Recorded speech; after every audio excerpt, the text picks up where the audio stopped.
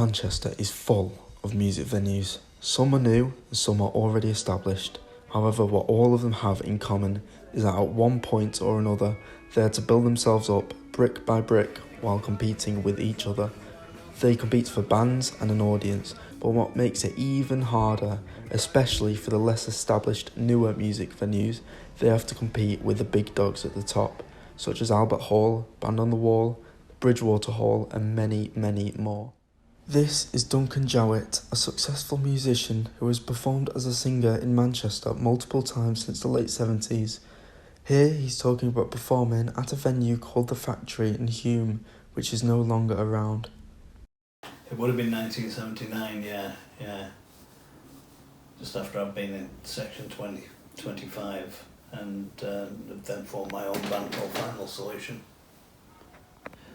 Final Solution played at The Factory, associated with Factory Records.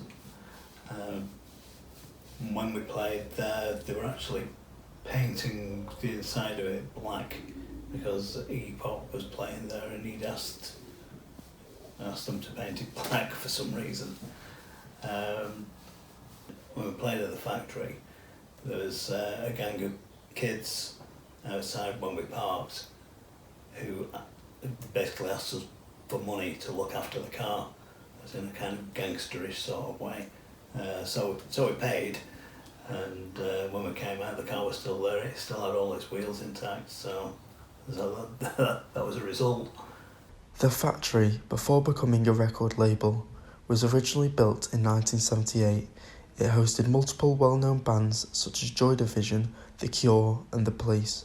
The Factory was demolished in 2001, and what was once there has now been replaced by flats, leaving only memories of the venue behind. We played at the Night and Day, which was like a basement club underneath a cafe, and played there with Uncle Fester because it was in the Manchester town centre. It was a completely different sort of venue. Moss Side was a fairly rough area anyway, where obviously Manchester city centre is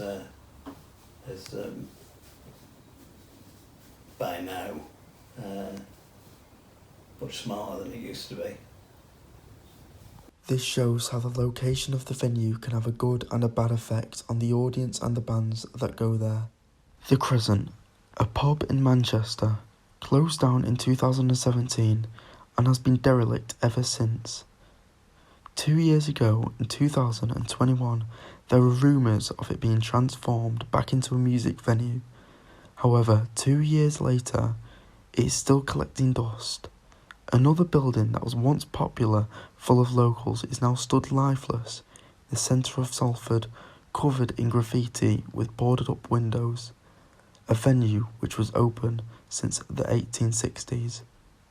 Duncan Jowett, who was shown earlier, has been in bands for around 45 years. He's made hundreds of songs and sold many records. However, after trying his hardest, gigging in person at different venues across the UK, his most successful song came in the form of a cover which was made well known from TikTok, an app which has only been around for a few years. Could this be the way music is going? Could venues and trying to get successful and known in person be becoming less important? We contacted the Night and Day Cafe, attempting to do an interview with them.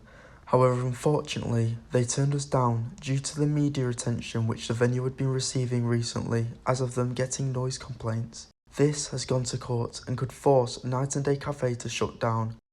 Another venue which has a lot of history, and the closure of it would be devastating to the Manchester music scene. This happening to Night and Day and the history that the Factory had suggests that the music scene of the past, which many who were raised in Manchester went through, may come to some sort of end or a standstill which is unavoidable. The music industry is slowly changing, and like the Factory, places like Night and Day Cafe, which have a huge history, may be beginning to fade away and could be lost in time. The recent issues of Night and Day could begin to happen to other well-known venues too. Venues seem to be failing at the moment. closing down for one reason or another. This is something I am hopeful can be fixed in the future, as the music in Manchester is important to people who live in Manchester and the music scene in general. A large amount of the music industry in our country were made in Manchester, and without these venues there's nowhere for the young talents to strive, and as well as that, if we lose the venues, we also lose a history. Sorry, it's not as sweet as you expected. Couple of marks, but I will try and keep them protected. I loved it when you chased me around the block.